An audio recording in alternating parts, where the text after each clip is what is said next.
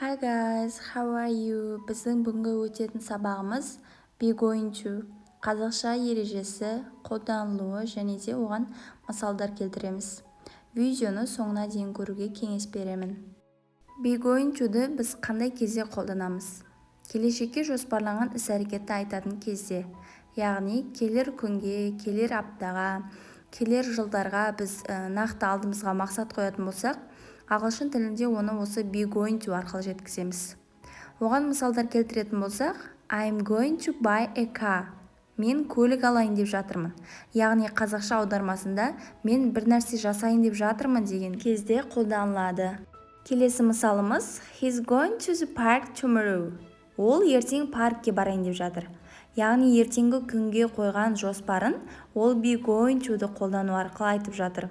Біз be going to-ды осындай келер күнге, келер апталарға қойған жоспарымыз арқылы жеткіземіз. Ары қарай We are going to the mountain with my friends next week. Біз келесі апта достарымызбен тауға барайын деп жатырмыз. Келесі аптаға қойған жоспарын осындай мысал арқылы ол айтып жатыр. Жалпылама мысалдар келтірдік. Енді be going to-дің структурасын, яғни қалай жасалатындығын айтып беретін боламыз. Мұқият қарап отырыңыздар. Болымды түрде алдымен бізге сөйлемнің басында есімдіктер болады. Олар I, he, she, it, we, you, they. Және де оларға to be жалғаулары. I-ға am, he, she, it-ке is, we, you, they-ге a. Одан кейін going to-ды қоямыз. Ешқандай ортасында сөз қажет емес. Going to-ды қолданып, ары қарай verb, етістік жалғасып кете береді. Сөйлем осымен болымды түрде аяқталады. Жалпылама құрылымы осындай. Ары қарай be going to-дің болымсыз түрін жасап үйренеміз. Алдымен есімдік I, оған to be формасында am. Одан кейін бізде болымсыз сөйлемде not жалғауы жалғанады.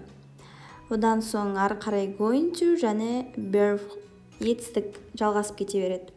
Мысал келтіретін болсақ, I'm not going to the park. Мен паркке бармаймын.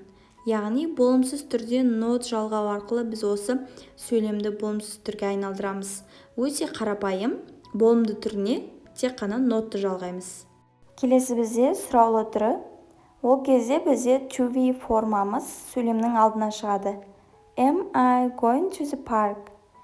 Is he going to the park?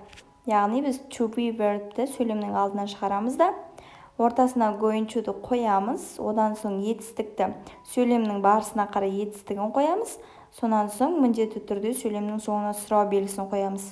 Бізде сұраулы түрін жасауда өте оңай.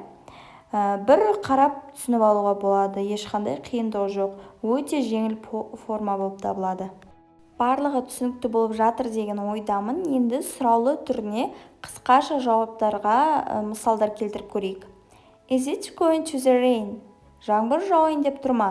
Егер далада жаңбыр жауайын деп тұрған болса, yes, it is. Немесе күн ашық болып тұрған болса, сыртта жаңбыр жаумайтын болып тұрған болса, no, it isn't сөз қолданылады. Өте оңай, осылай жауап бере саламыз. Немесе are you going to the market? Yes, I am. Немесе no, I'm not. Осылай жауап береміз. Осымен біз be going to-дің болымды, болымсыз, сұраулы түрлерінің барлығын қалай қолданылатындығын сіздерге үйреттік. Егер сабағымыз ұнаған болса, міндетті түрде арнамызға тіркеліп, комментарий жаза кетуді ұмытпаңыздар. Бұл біз үшін өте маңызды. Goodbye.